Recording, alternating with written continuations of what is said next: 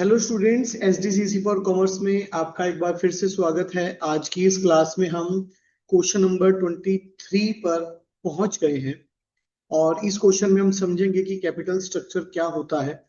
उम्मीद है कि आपने पिछले सारे क्वेश्चन याद कर लिए होंगे और इस क्वेश्चन को भी अच्छे से समझकर याद कर लीजिएगा। आइए शुरू करते हैं फटाफट से कि कैपिटल स्ट्रक्चर क्या होता है, उसके बारे में सारी टर्म्स को सीखते हैं। देखिएगा ध्यान से, कैपिटल स्ट्रक्चर क्या है। Explain the concept of capital structure. Capital structure refer to the proportion, कि कितना प्रपोर्शन आपने डेप्ट से लेकर बिजनेस में लगा रखा है और कितना पैसा आपने इक्विटी से लेकर बिजनेस में लगा रखा है। अब यहाँ पर डेप्ट वर्ड की को अगर हम एक्सप्लेन करें तो ये बोरोड फंड है, और अगर इक्विटी वर्ड को एक्सप्लेन करें तो ये हमारे पास ओनर फंड है। ध्यान से सुनिएगा। Used for financing business operation, कर कि कितना पैसा हमने कहां से उठाकर अपने बिजनेस को फाइनेंस, बिजनेस के ऑपरेशंस को फाइनेंस कर रखा है। ये सारी टर्म्स हमने कैपिटल स्ट्रक्चर के अंदर पढ़नी है। After determining the financial requirement, इस कैपिटल स्ट्रक्चर के काम को करने से पहले सबसे पहला काम जो हमें डिटरमाइन करना है वो ये डिटरमाइन करना है कि हमारी फाइनेंशियल रिक्वायरमेंट ही कितनी है। After determining the financial requirement, the next financial decision is to decide composition of capital structure। कह रहे कि एक बार हमारे को ये पता चल जाए कि हमें कितना पैसा चाहिए और किस तरह का पैसा चाहिए, इससे हमारी अर्निंग पर क्या इफेक्ट पड़ेगा, उसी के हिसाब से हम डिसीजन लेंगे कि हमारे को कैपिटल स्ट्रक्चर में डेप्ट की ज्यादा जरूरत है या फिर इक्विटी की ज्यादा जरूरत है। It involve deciding about how much fund करके to be raised from each source of finance, कितना ज्यादा पैसा हम डेप्ट से और कितना ज्यादा पैसा हम इक्विटी से उठा सकते हैं और उठाना चाहिए। एक बात और ध्यान रखना, अब यहां पर मैं आपको एक बात समझा दूं कि अगर आप डेप्ट से पैसा उठाना चाहते हो तो आपकी अर्निंग स्टेबल होनी चाहिए। अगर आपकी अर्निंग स्टेबल है तो आप डेप्ट से पैसा उठाइए, कोई प्रॉब्लम नहीं होगी बिजनेस को।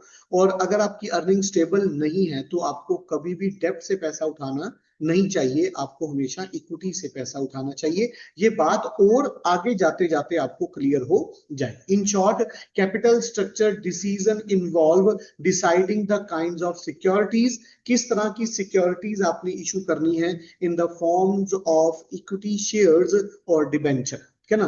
To be issued, there relevant proportion in the capital, जोन सा प्रपोर्शन रेलिवेंट होगा उसी के हिसाब से कि इक्विटी या फिर डेप्ट से, मतलब कि शेयर होल्डर से पैसा या फिर पब्लिक से पैसा उठाया जाएगा। अब on the basis of ownership, अगर ओनरशिप के बेसिस की बात करें कि sources of business finance are classified to two category. जो सोर्सेज हैं, सोर्स ऑफ बिजनेस फाइनेंस हैं, उसे दो कैटेगरी में बांटा गया है। हमें पता है कह रहे कि ओनर फंड और बोरोड फंड, जिसे हम क्या कहते हैं, इक्विटी और डेप्ट बोलते हैं। अब ओनर फंड की बात कर रहे हैं तो ओनर फंड में हमारे को क्या बताना चाहते हैं उसकी बात करते हैं। यानी कि दे कंसिस्ट ऑफ, पहली टर्म है ये इक्विटी शेयर कैपिटल की बात, इक्विटी शेयर से पैसा, इनके पैसे का इंतजाम करने की बात कर रहे हैं, प्रेफरेंस शेयर से पैसे का इंतजाम करने की बात कर रहे हैं, या फिर रिटेन अर्निंग से पैसे का इंतजाम करने की बात कर रहे हैं, और रिजर्व एंड सरप्लसेस की बात करते हैं। बोरोड फंड की बात करें तो बोरोड फंड को ही हम डेप्ट बोलते हैं। They are in the forms of loan, ये लोन की फॉर्म में होते हैं, डिबेंचर्स की फॉर्म में होते हैं और पब्लिक डिपॉजिट्स की फॉर्म में होते हैं। क्योंकि these may be borrowed from bank, bank से आप लोन ले सकते हो, बैंक से आप लोन ले सकते हो, और अदर फाइनेंशियल इंस्टीट्यूशन से भी आप लोन ले सकते हो, डिबेंचर होल्डर से पैसा उठा सकते हो और पब्लिक से पैसा उठा सकते हो। अभी कैपिटल स्ट्रक्चर की बात करते हैं। कैपिटल स्ट्रक्चर क्या है? कैपिटल स्ट्रक्चर मिक्स है। किस चीज का मिक्स है? बिटवीन बोरोड फंड, जिसे हम डेप्ट भी बोलते हैं, और ओनर्स फंड, जिसे हम इक्विटी भी बोलते हैं। अब बात करते हैं कि डेप्ट और इक्विटी की रेशो कितनी होनी चाहिए, उसके बारे में बात की जाती है। कि ratio of dept and equity in the capital structure is measure by the following formula. जैसे कि डेप्ट equity ratio, dept and equity ratio अगर बात करें तो इसका फॉर्मूला हमारे सामने ही लिखा हुआ है, डेप्ट अपॉन इक्विटी। ये बात की जाती है। अगर आपने अपने बिजनेस में डेप्थ से ज्यादा पैसा उठा रखा है एज कंपेयर टू इक्विटी, तब हम ये सेकंड वाला फॉर्मूला जो है वो अप्लाई करेंगे। आगे आ जाइए, सम नोट वर्दी points about depth and equity. कुछ नोट की जाने वाली बातों के बारे में बात कर रहा है, और ये हमारे को जानना बहुत जरूरी है कि अगर हम पैसा डेप्थ से या फिर इक्विटी से उठा रहे हैं तो इन बातों को हमें जानना बहुत ज्यादा जरूरी है। आइए जी, एक एक करके हर बात को समझते हैं, और ध्यान से इस वीडियो को सुनिएगा, इस वीडियो में बने रहिए और आराम से चीजों को सुनिए। अगर आपको हमारी वीडियो स्लो लग रही है तो थोड़ी सी तेज कर कर सुन लीजिए, मगर लीव आउट मत करिएगा। लीव करोगे तो ये कंसेप्ट और ये बातें पता नहीं चलेंगी, और ये बातें पता नहीं चलेंगी तो आपको आने वाले टाइम पर पेपर्स में तो दिक्कत होगी ही होगी, और आने वाले टाइम पर बिजनेस करने में भी आपको बहुत परेशानियां फेस करनी पड़ सकती है। आइए इन बातों पर ध्यान देते हैं, नेचर की बात करते हैं। डेप्ट इज अ बोरोड फंड, हमारे को पता है कि जी, whereas equity represent owner fund. बिल्कुल जी, हमें पता है कि डेप्ट जो है वो बोरोड फंड है और इक्विटी जो है वो ओनर फंड होता है। Coast of dept is lower then coast of equity. Coast of डेप्ट जो है वो लोअर होती है कोस्ट ऑफ इक्विटी से, याद रखिएगा। कि कैसे, कि since lender earns on assured return and repayment of capital. अभी एश्योर्ड रिटर्न उन्हें मिलना ही मिलना है, क्योंकि जो इंटरेस्ट है वो फिक्स्ड है। इंटरेस्ट जो है वो फिक्स है, अगर 10%, 5%, 3%, 2%, जो भी आपने इंटरेस्ट पर पैसा दिया है वो आपका इंटरेस्ट फिक्स है। देयर रिस्क इज लोअर, कि their risk is lower than risk in the equity share holders. अभी जो डेप्ट का रिस्क है वो कम है, क्योंकि वहां पे फिक्स्ड रेट ऑफ इंटरेस्ट जो है वो हमें प्रोवाइड किया जाता है। As a result lender required a low rate of return. Lender हमेशा कम रेट चार्ज करते हैं as compare to the equity. Dividend equity का ज्यादा होता है, क्योंकि वो प्रॉफिट पर डिपेंड करता है as compare to the equity share holder. Further, interest paid on dept, interest paid on डेप्ट इज अ डिडक्टेबल एक्सपेंस। ये भी बात एक बहुत बढ़िया बात है कि जो डेप्ट है, जो डेप्ट पे हम इंटरेस्ट दे रहे हैं वो डिडक्टेबल एक्सपेंस है। उसे हम प्रॉफिट और लॉस अकाउंट की डेबिट साइड पर खर्चे के रूप में दिखा सकते हैं, और वो हमारी इनकम को कम कर देता है। जब इनकम को कम करेगा तो हमारे को टैक्स भी कम देना पड़ेगा for computation of tax liability. Whereas dividend on equity are paid out of after tax profit. मतलब कि प्रॉफिट के ऊपर जब टैक्स लग जाएगा और रिमेनिंग प्रॉफिट जो बचेगा उसके ऊपर हम डिविडेंड चार्ज करते हैं, तो इक्विटी जो है वो ज्यादा कॉस्टली है और डेप्ट जो है वो ज्यादा सस्ते पड़ जाते हैं, उसकी कॉस्ट कम पड़ जाती है। तो ज्यादातर हमें डेप्ट से ही पैसा उठाना चाहिए। अगर हमारे को बहुत ज्यादा बड़ी अमाउंट चाहिए तभी हम इक्विटी की तरफ जाएं, अगर हमारे को छोटी अमाउंट ही चाहिए तो डेप्ट हमारे लिए बहुत अच्छे हैं, बहुत अच्छा सोर्स ऑफ फाइनेंस है। Therefore increase use of debt, increase use of debt lower the overall cost of capital। if the cost, if if cost of equity remain unaffected। बड़े ध्यान से अगली बात करते हैं, डेप्ट इज मोर रिस्की। बिल्कुल, डेप्ट रिस्की भी है। कैसे रिस्की है? डेप्ट इसलिए रिस्की है क्योंकि जो हम, अगर हमारी अर्निंग स्टेबल ना रही तो इंटरेस्ट तो और इंस्टॉलमेंट्स और इंटरेस्ट लगातार पे करना पड़ेगा। अगर इंटरेस्ट और इंस्टॉलमेंट्स को लगातार पे करना है तो हमारे को अर्निंग को स्टेबल रखना पड़ेगा, मगर इक्विटी के साथ ऐसा नहीं है। इक्विटी में अगर आपके पास प्रॉफिट है तो आप डिविडेंड दे दीजिए, अगर आपके पास प्रॉफिट नहीं है तो आपको डिविडेंड देने की कोई जरूरत नहीं है। It happened because interest payment and return on principal amount is obligatory for the business in case of debt। जरूरी है क्योंकि ये पैसा वापस करना ही पड़ेगा, तो हमें अपनी अर्निंग को स्टेबल रखना ही पड़ेगा चाहे कुछ भी हो जाए, क्योंकि हम ये सब चीजें कर रहे हैं। अगर कोई भी डिफॉल्ट अक्कर हो गया तो नुकसान भुगतना पड़ेगा। यानी कि any default in meeting these commitment may force the business go into the liquidation की तरफ लेकर जा सकता है, फर्म को बंद भी करना पड़ सकता है। अगर बहुत ज्यादा बड़ी अमाउंट्स हैं, बहुत ज्यादा बड़ा पैसा लोन का उतारना है और आपके पास अर्निंग स्टेबल नहीं हो रही है, तो आपको अपने बिजनेस को लिक्विडेट भी करना पड़ेगा, मतलब कि बंद भी करना पड़ सकता है। On the other hand equity is consider riskless. Equity riskless है, इस मामले में तो इक्विटी रिस्कलेस है। Equity is consider riskless as there is no such compulsion. कोई ऐसी कंपल्सन नहीं है। अगर आपके पास प्रॉफिट है तो डिविडेंड दे दीजिए, और अगर आपके पास प्रॉफिट नहीं है तो डिविडेंड मत दीजिए। पहले अपने बिजनेस को स्टेबल कर लीजिए, उसके बाद डिविडेंड पे कर दीजिएगा। सो इंक्रीज यूज ऑफ डेब्ट इंक्रीज द फाइनेंशियल रिस्क, ठीक है जी, ऑफ द बिजनेस। ठीक है जी, फाइनेंशियल रिस्क को बढ़ा देता है। ठीक है जी, क्योंकि अगर हमारे पास इनएबिलिटी है फिक्स्ड फाइनेंशियल चार्जेस को पे करने के लिए, मतलब कि अर्निंग की बात कर रहा हूं जो मैं, जो पहले भी अर्निंग की बात कर रहा था कि अगर आपके पास अर्निंग स्टेबल नहीं है तो प्रॉब्लम खड़ी होगी ही होगी। तो आपको अपनी अर्निंग को स्टेबल रखना ही पड़ेगा। अगर बाय चांस खुदा ना खास्ता अगर अर्निंग आपकी स्टेबल नहीं रहती तो ब्याज तो आपको, और जो इंस्टॉलमेंट आपने पे करनी है वो तो आपको पे करनी ही पड़ेगी। ये बात ध्यान में रखिए। After comparing debt and equity, it can be concluded that capital structure of the business affect both the profitability and the financial risk. Capital structure is said to be optimal when the proportion of debt and equity is such that करके it increase the value of equity shares. बड़े ध्यान से सुनिएगा, करके अगर जैसे हमने compare किया है डेब्ट और इक्विटी को, तो concluded that capital structure of the business affect both the profitability. Profitability तो इफेक्ट होगी, क्योंकि फाइनेंशियल रिस्क की बात करते हैं, डेब्ट हमारे को इजी अवेलेबल हो जाते हैं, और अगर हम अपनी अर्निंग को स्टेबल कर पाए तो डेब्ट जैसा अच्छा सोर्स कोई है ही नहीं, है ना। उसकी बात करते हैं।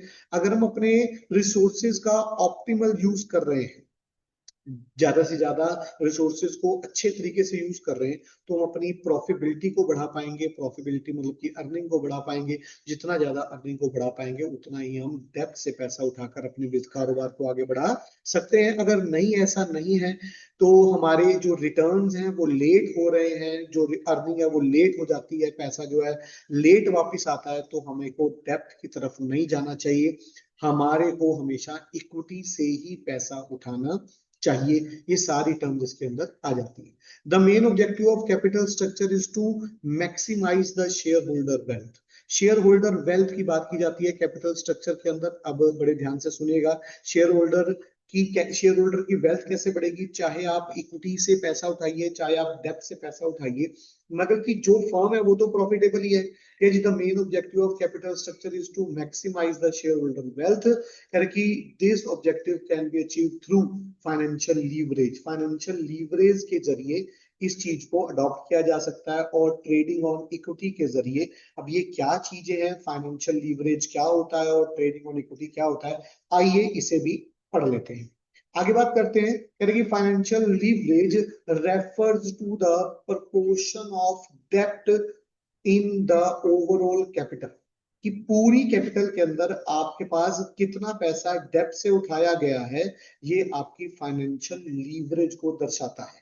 अब जैसे कि आप देखना चाहते हैं, जैसे डेब्ट इक्विटी रेशियो की बात करेंगे, आपने पार्ट बी अकाउंट्स के पार्ट बी में रेशियो एनालिसिस में सारे फॉर्मूले पढ़े कि डेब्ट अपॉन इक्विटी के जी, या फिर अगर आपने ज्यादा प्रपोर्शन डेब्ट से उठा रखा है तो ये वाला फॉर्मूला चलेगा, डेब्ट अपॉन डेब्ट plus equity as the financial leverage increases.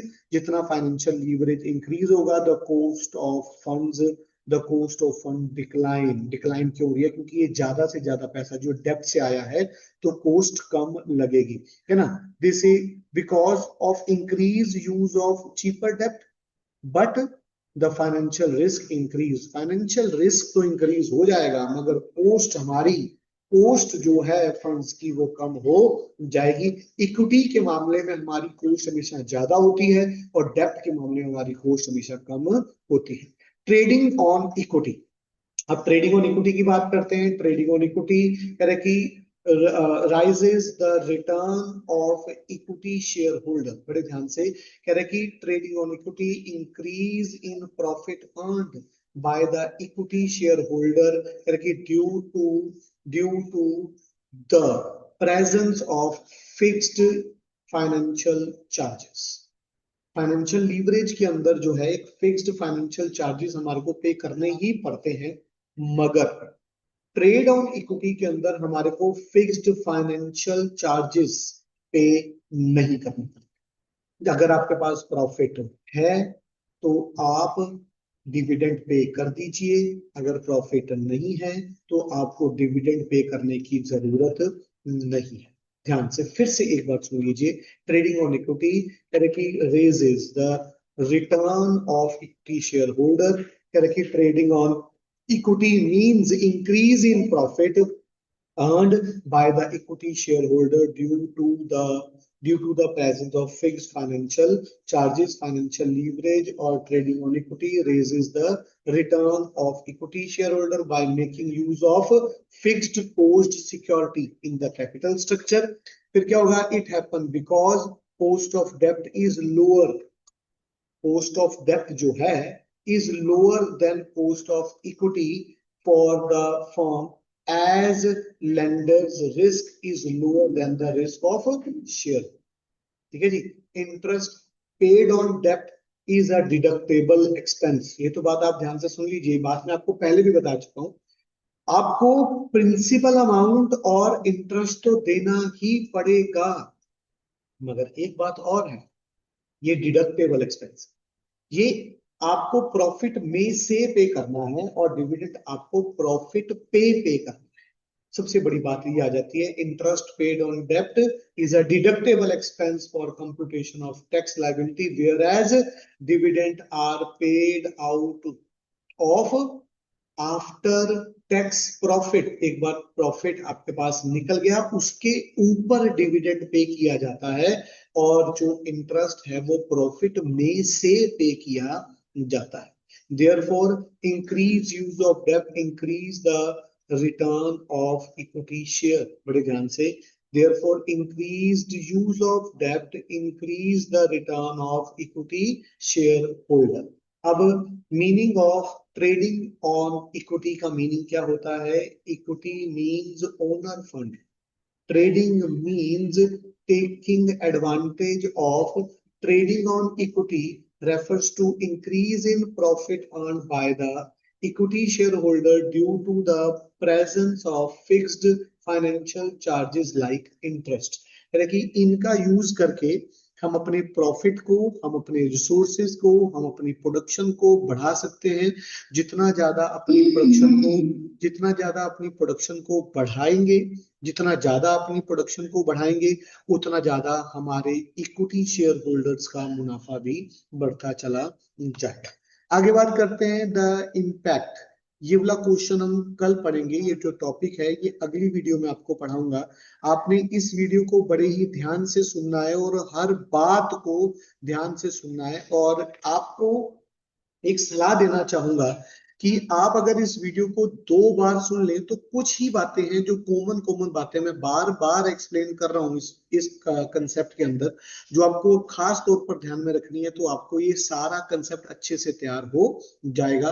उम्मीद है ये कंसेप्ट आपको समझ आया होगा। इस तरह की और इंफॉर्मेटिव वीडियोस के लिए हमारे चैनल को सब्सक्राइब कर लीजिए और इस वीडियो को अपने फ्रेंड्स के साथ शेयर भी कर दीजिए कि उनको भी ये टॉपिक सीखना आसान हो जाए। धन्यवाद।